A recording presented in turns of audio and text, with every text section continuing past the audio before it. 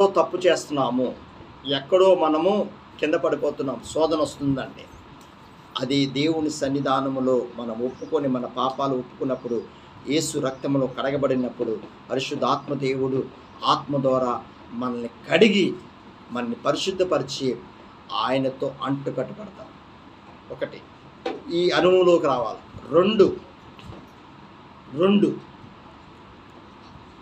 యేసు రక్తములో కడగబడి ఆయనతో నడిచిన వారు, దేవుని ఆత్మతో నింపబడిన వారికి, పరిశుద్ధాత్మ శక్తితో నింపబడిన వారికి శోధన వస్తుందంటే, కీడు వస్తుందంటే అది నా మేలు కోసమే.